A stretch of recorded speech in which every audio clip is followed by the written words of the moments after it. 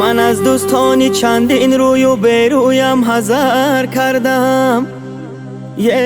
من از بر چون این دوستانی به پیمان گذر کردم.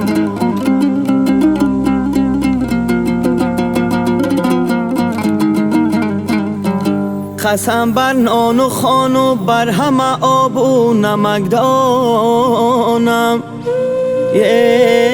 زی دل من مهر آنها را برآوردم بدر کردم.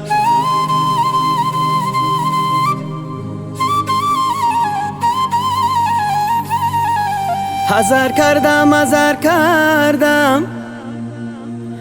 کردم من از دوستانی نامردم که با آنها میانی خلق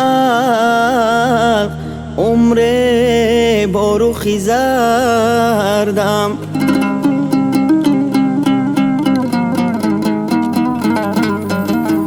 ولی افسوس خواهم خورد که من در انتخاب دوست در این دنیای مکرآباد صد حیف و خطا کردم.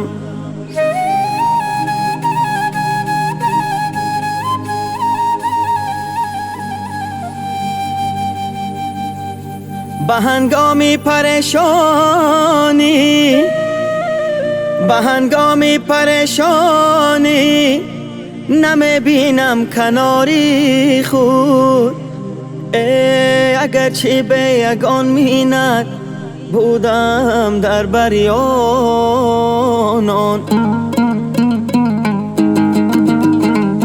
پس از سنجیدن و دیدن، پس از خواری و رنجیدن، نه دوستان زبانی و نه نانی آرزو دارم.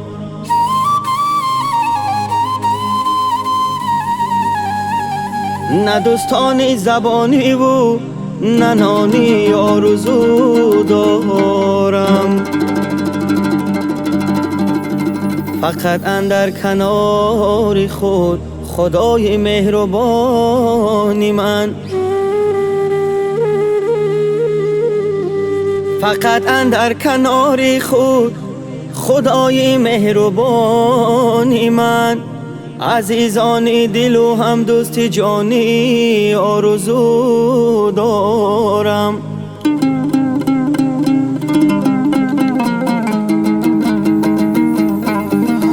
عزیزان دل و هم دوست جانی